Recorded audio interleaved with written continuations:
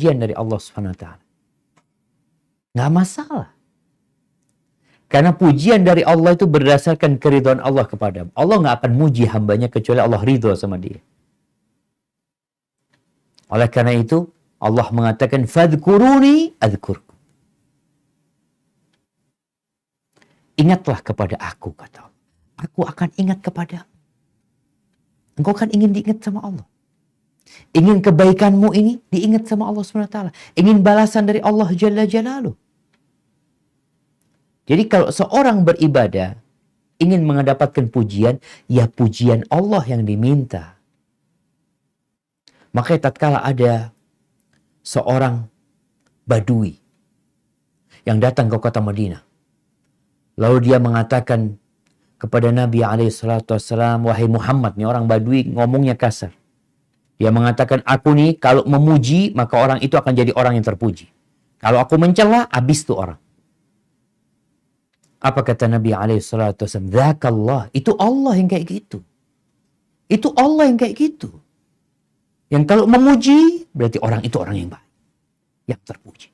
Dan kalau Allah mencela, habis sudah orang. Sedangkan manusia tidak. Jadi kalau ada orang beramal untuk mendapatkan pujian dari Allah, sejatinya pujian itu akan Allah berikan kalau Allah ridho kepadamu. Namun kalau Allah tidak ridho kepadamu, engkau tidak akan pernah mendapatkan pujian dari Allah Azza wa Jalla. Hadza wallahu a'lam bishawab. Oke, berikutnya dari Facebook ada Mistari yang nanya, apakah memberikan sedekah atas nama almarhum bisa termasuk riya? Ahibati fillah jamaah. Apapun amalan kita lakukan jamaah, bisa jadi riya kalau niatnya mengharapkan pujian dari orang. Sehingga kalau tadi bicara sodakoh buat orang tua kita, ya. Kita kalau datang ke masjid sodakoh, ini sodakoh buat bapak anak. Bisa jadi riya? Bisa. Kalau niatmu supaya orang itu mengatakan, Masya Allah orang ini baik ya. Dan kau mengharapkan itu. Maka usahakan dalam perbuatan-perbuatan yang kita bisa menyembunyikannya, ahsan disembunyikan. Untuk engkau mau sodakoh buat bapakmu, transfer udah. Ada transfer ke rekening yang nggak perlu konfirmasi. Kadang-kala pembangunan masjid, untuk pembangunan masjid, transfer rekening ini dengan angka terakhirnya angka unik. Mamanya angkanya 999 pokoknya. Di terakhirnya 999. Antum nggak perlu konfirmasi. Tapi kalau mereka minta konfirmasi, ya antum konfirmasi. Sekedar mengatakan udah transfer. Orang itu nggak kenal sama antum. Jadi kalau bicara pintu riya ini ada di semua amalan. Karena berkaitan dengan niat. Innamal a'malu binniyat. Hadza wallahu a'lam bishawab. Oke, berikutnya Mas Abeng Marco. Silahkan langsung ditanyakan. Mas Abeng. Tafadhol. Assalamualaikum warahmatullahi wabarakatuh. Waalaikumsalam warahmatullahi wabarakatuh. Ahlan wa sahlan. Barakallahu fiik. Gimana kabarnya bang? Baik, alhamdulillah, khair. Masya Allah, tatakallam bil Arabiyah. Suaya. Masya Allah. Aina darasta al-lugha al-Arabiyah hadhihi? Ada yang lain nggak ngerti, Ustaz. Masya Allah. Mohon maaf. Apakah pertanyaan saya dua hal aja biar simpel. Apakah riya itu bisa menjadi dasar kesombongan, dan apakah kesombongan sombong kepada orang yang sombong itu merupakan ibadah? Sekian pertanyaan dari saya, Sukran. Masya Allah, Masya Allah. Assalamualaikum warahmatullahi wabarakatuh. Waalaikumsalam warahmatullahi wabarakatuh. Naam jamaah. Kalau bicara riya, apakah riya itu bisa berpindah menjadi kesombongan? Bisa aja.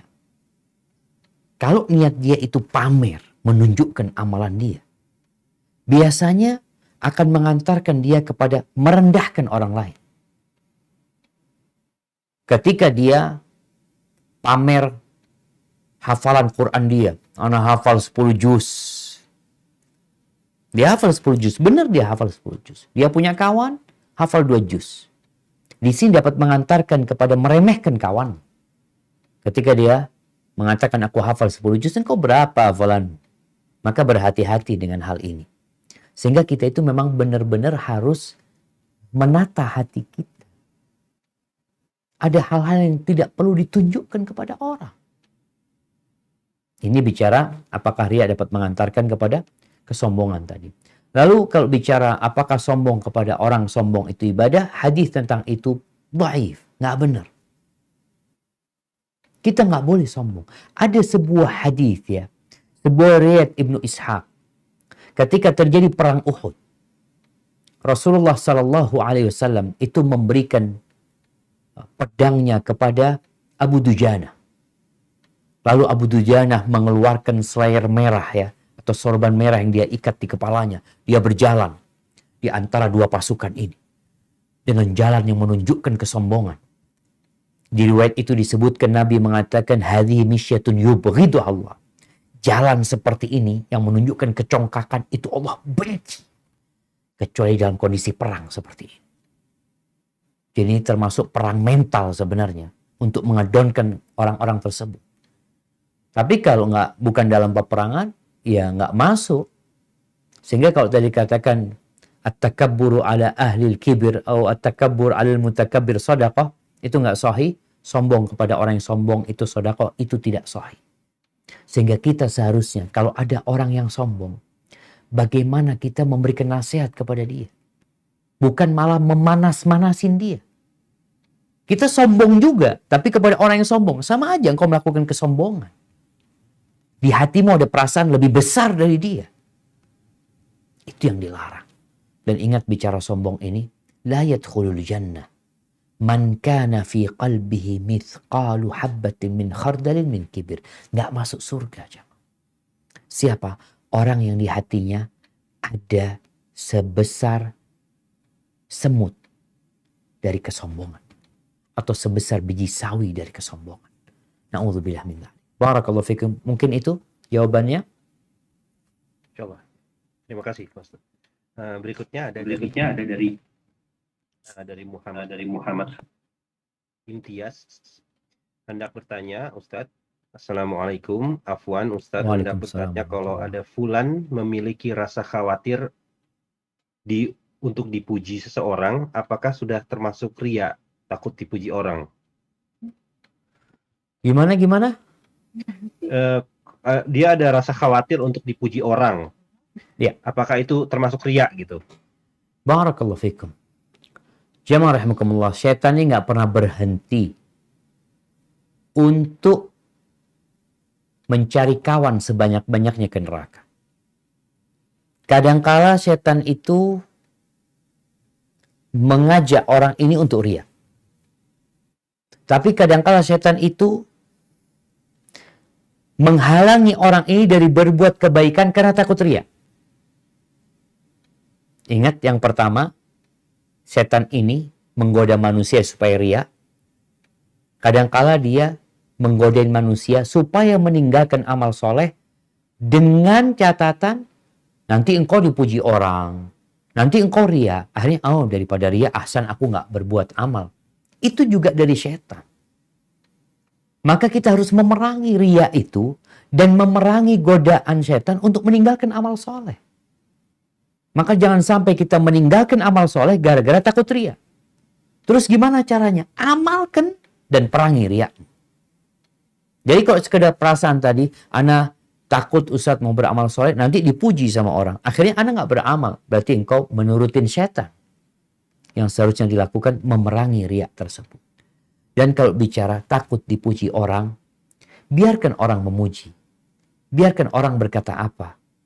Yang penting engkau tidak pernah berharap pujian dari orang. Yang kau inginkan adalah keridhaan Allah Jalla Jalaluh. Hadza wallahu a'lam bissawab. Terima kasih. Udah habis pertanyaannya. Mungkin yang terakhir bisa dari Juragan. Karena ini sebenarnya temanya special request dari Juragan kemarin di kajian kemarin. Mau dibahas tentang riya. Silakan Juragan. Ya, yang paling menarik yang terakhir ya. Yang kita berbuat baik, bisa jadi ria, terus bisa juga nggak jadi berbuat baik gara-gara takut ria ya. Subhanallah. Dua-duanya dari setan tuh juragan. Aduh, setan. Udah, terima kasih saya. Jadi gini, eh, banyak sekali pelajarannya. Jadi memang saya juga baca beberapa artikel. Jadi ternyata ria itu bukan yang langsung niat kita, ada juga yang sengaja. Misalkan gini, saya bilang saya banyak belajar dari Ustadz Safik yang Ustadz hebat apa segala macam. Ternyata itu juga bisa menjadi potensi ria. Artinya saya pengen dianggap orang yang belajar dari guru hebat, gitu kan? Itu ternyata bisa juga. Ya terus apa?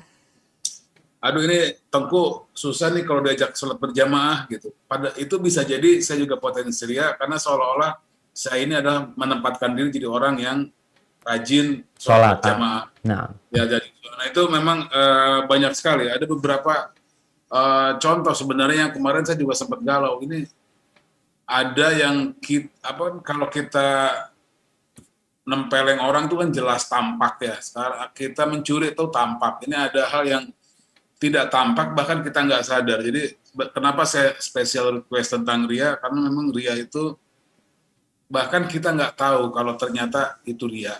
Ya, itu aja sih yang memang kemarin sehingga saya ada special request tentang ria ini dan alhamdulillah banyak yang sudah kita belajar dan sebetulnya masih ada lagi ya beberapa contoh yang saya nggak tahu apakah perlu mungkin teman-teman bisa ambil dari kehidupan masing-masing, nanti bisa kita bahas lagi. Yang dari ria ini juga tadi ada beberapa yang mungkin akan jadi menarik buat kajian. Itu soal sombong, Ustaz. Siap. Sombong ya. Sombong tadi Pur takut dibilang sombong, punya Alphard ya Pur ya. Nah ini sombong itu sebenarnya apa? Karena sama juga dengan salah paham dengan ria. Karena orang pikir ria itu cuma takut dipuji selesai. Ternyata ria itu kan faktor penyebabnya banyak, bahkan dari kita yang nggak sadar gitu. Nah ini juga masalah sombong ya. Jadi yang saya sampaikan malam ini, saya menyampaikan terima kasih. Ada pencerahan yang luar biasa tentang ria, dan mungkin di kajian berikut kita juga mau belajar bagaimana supaya tidak sombong ya, nggak sengaja sombong dan agak membingungkan ketika misalkan Allah suka dengan yang bagus-bagus gitu ya. Nanti saya pakai mobil bagus, nanti dikira Pur sombong. Nggak jadi lagi saya mobil bagus saya nggak dipakai-pakai Pur. Takut dibilang sombong sama Pur. Ya, terima kasih Ustadz. Sekali lagi pelajaran tentang ria malam ini cukup mencerahkan dan cukup bikin deg-degan. Masya Allah. Hayyakumullah, barakallahu fikum. Oke, itu yang terakhir. Mungkin bisa ditutup sama doa dari Ustadz Syafiq. Barakallahu fikum. Nah, jamaah, ingat kalau tadi disebutkan bahwasanya ada orang sombong dia nggak merasa. Afwan, ada orang ria, dia nggak merasa. Dengan contoh tadi, dia menyindir orang lain dalam rangka untuk mengangkat dirinya. Itu terjadi. Maka Nabi SAW mengajarkan doa yang harapan anak semua yang hadir malam ini, selesai kajian ini, hafal nih doa. Doa yang Nabi ajarkan kepada Abu Bakar. Bayangkan nih Abu Bakar. Orang yang amal solehnya jangan ditanya. Sahabat Nabi yang mendampingi Nabi SAW di dalam gua. Diajarin doa supaya selamat dari ria. Yang dikatakan lebih tersembunyi dari jalannya semut. Kadang-kadang kita nggak berasa ada semut di badan kita. Lagi berjalan. Ada di celana kita. Nggak berasa dengan berjalannya dia. Ini tentang bahayanya ria, maka doanya apa? Allahumma inni a'udzubika an usyrika bika wa ana a'lamu wa astaghfiruka lima la a'lamu. Allahumma ya Allah, aku berlindung kepadamu dari melakukan kesyirikan yang aku mengetahui, dan aku memohon ampun kepadamu dari melakukan kesyirikan yang aku tidak menyadarinya. Rabbana atina fid dunya hasanah wa fil akhirati hasanah wa qina adzaban nar wa subhana rabbika rabbil izzati amma yasifun wa salamun alal mursalin walhamdu lillahi rabbil alamin. Ana mohon undur diri, Ana kembalikan ke Tengku Firmansyah. Jazakumullah khair.